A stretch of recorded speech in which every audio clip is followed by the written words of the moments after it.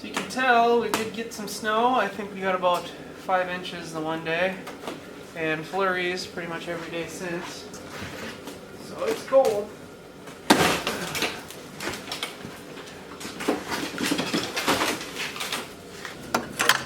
The moment of truth. Okay. Nothing came scampering out, and it's just on the top, hopefully. So a little bit of gunk in the bottom there. I really expected more. I really thought that the whole entire thing was going to be packed, so that's a relief. And if I move it,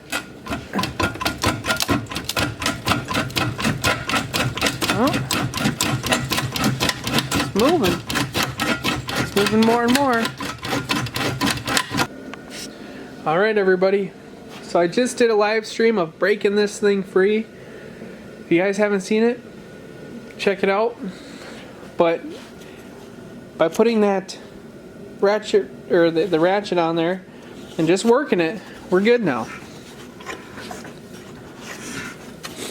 So now I'm just working on getting this screw out of here. It's kind of stripped though.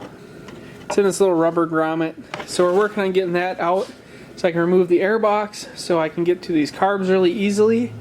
And then it's going to need new fuel lines because, well, that must be an overflow line. Regardless, I think it's going to need new fuel lines because they look pretty much shot. You can hear the compression. So the valves are working. I just heated it up with the torch.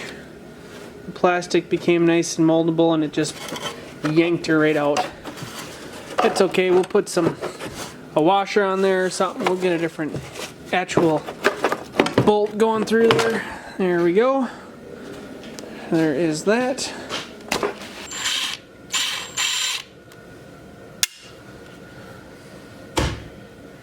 Ready? Let's check it out. Oh God.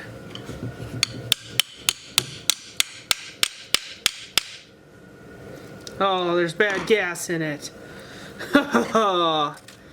Look at that. Oh, that's disgusting. But you know, they don't look too bad. That's surprisingly not nearly as green. Oh, I'm snagged. Not nearly as green as the Honda generator. That is not bad. Wow, that'll clean up nice.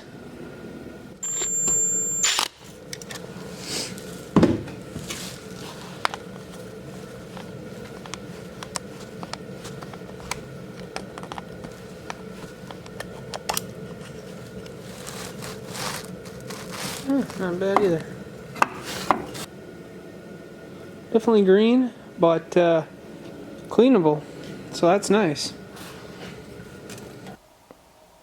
Today is day 2 of the snowmobile project, and I ran out earlier and got 6 feet of fuel line. I was out of my liquid wrench, so I got more of that. And most importantly, I got 2 big bottles of carbon choke cleaner.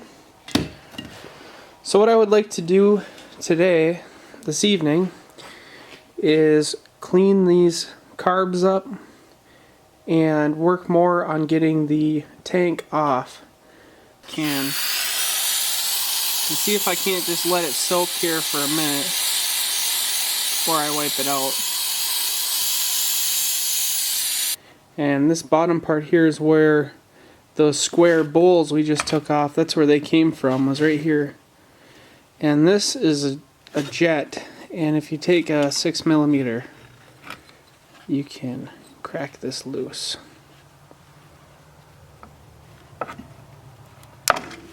There we go. That looks really clogged.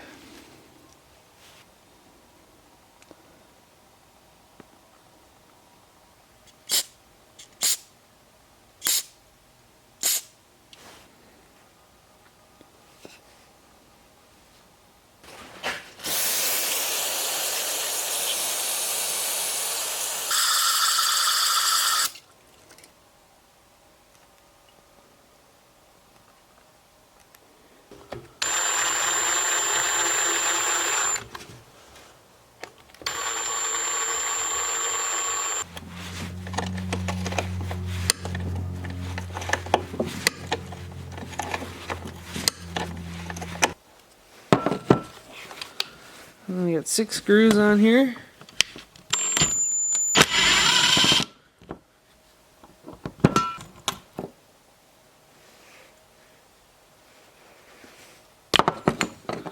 There we go. So you have, let's see, which one is our vacuum line? Oh, the vacuum line's on the top. So that's going to pulsate this, I'm sure, while it idles.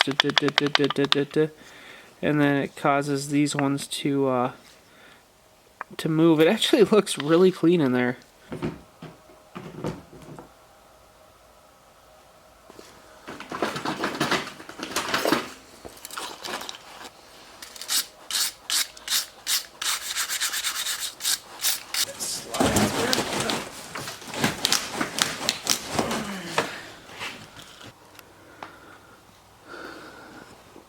So yeah, I had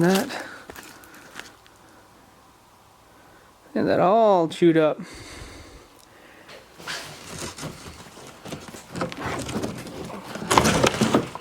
There we go. I'm gonna lose this for sure. Okay. Oh, that's just like Mountain Dew. Disgusting.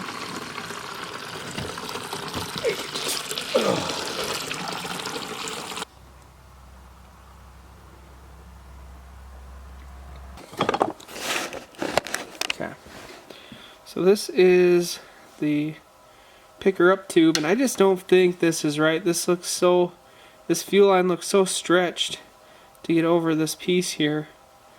I think it would be better to have a piece of that 1/4 inch line. Look at the difference. I could literally probably slide this line. I can slide it inside of this other piece.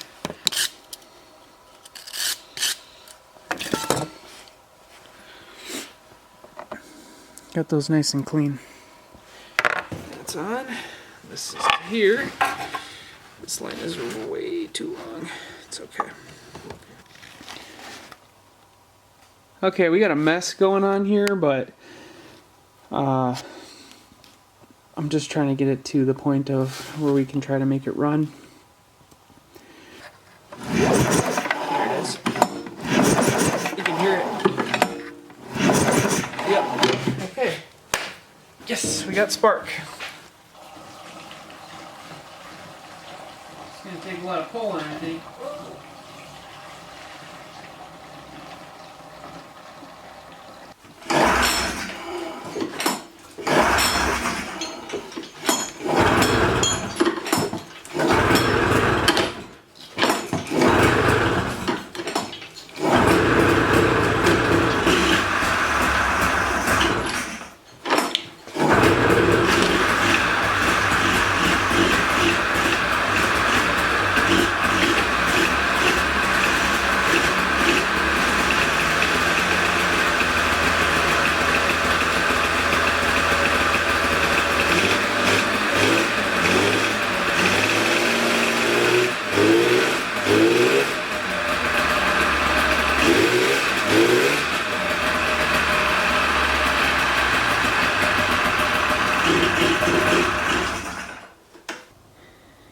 Well, we got her to start. And I think I'm going to call that a win for tonight. And I'll check back in with you guys tomorrow. Throttle. We started it the other day. I had the throttle open. So I might have to try that again. Let's see.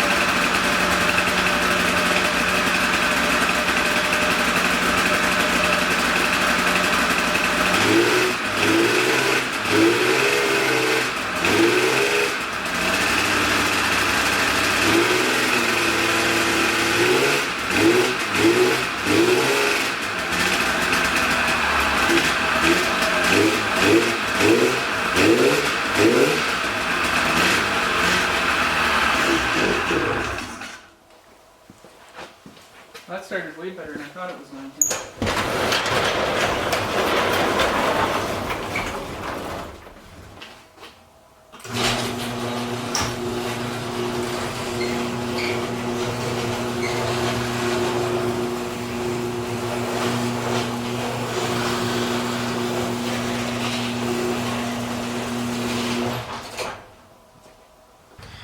But also I had an order of stuff come in, so let's talk about that. This here is some hard plastic line, or it's not hard, it's actually rubberized, it feels pretty hard. This is for, I believe, the oil line. So we're going to replace that. Everybody said you should get some like torch tips, the cleaners to get all the little jets and stuff and the carbs. So I ordered that. This is going to be the new pull start rope. It's the synthetic winch rope, and I think it's rated for 5,000 or 8,000 pounds. So that'll be really good. And then here is the fuel shutoffs and all of the filters and everything else. So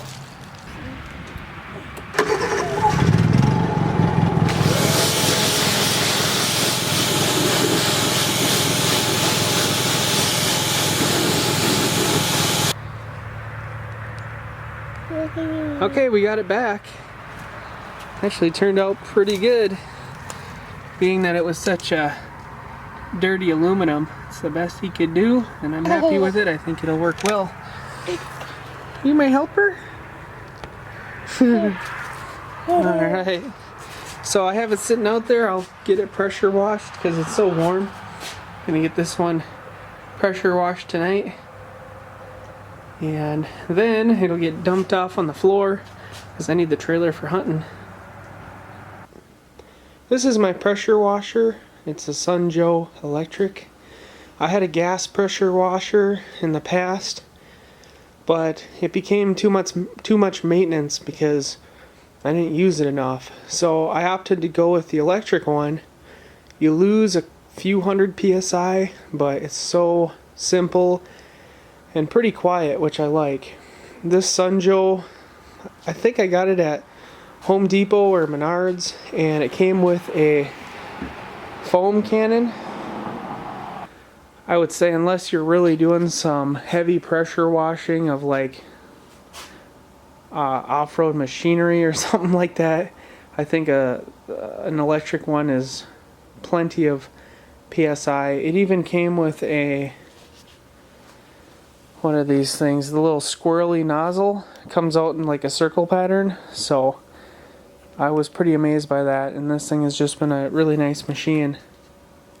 So let's pressure wash this snowmobile, and we'll do a little before and after. So it looks pretty dusty and dingy, and I'm gonna attempt, they should be relatively waterproof, but you can see up here just how dirty it looks. We're gonna get all that. So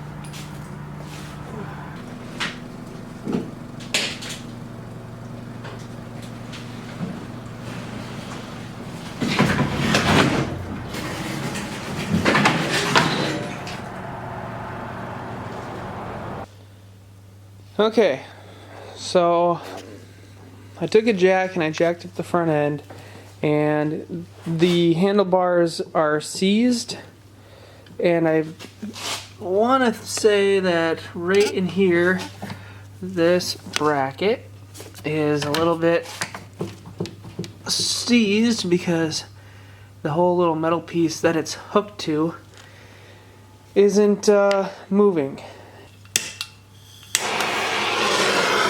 I think it'll take a ton of heat.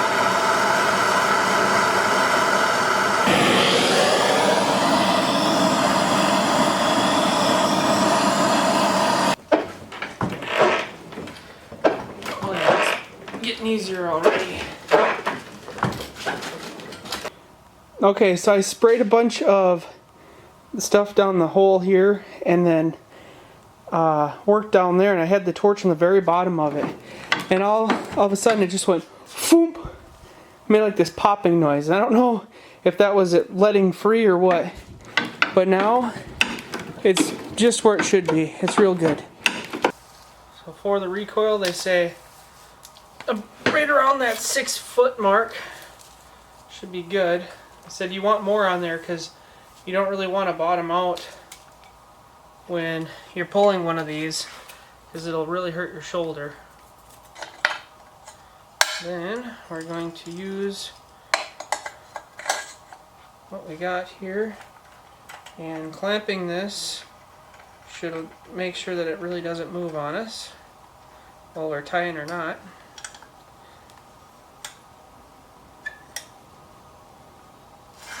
See that? And now you have 2 free hands to try to fish your new one through. Yeah, that's gonna work good. Okay, so we got it to run again. The steering is working now, which is nice. And you guys probably haven't seen this. Oh, so it has 4,166 miles on it. I don't know if that's a lot or a little, but regardless, what I want to do is tomorrow I'm going to start this thing up, and I'm going to really rev it up and try to blow out any dirty, nasty junk that might be left in there.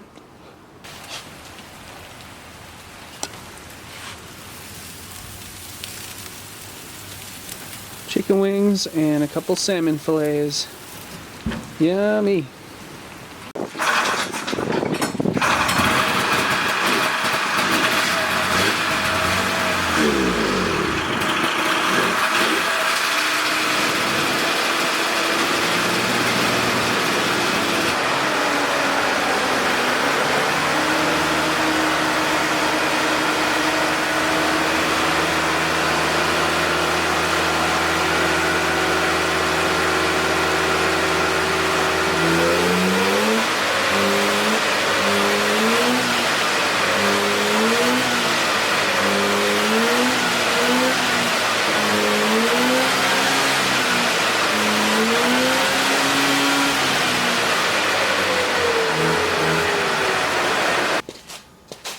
Okay, so on the carb there's the main jet, and there's actually a secondary that I didn't catch the first time, and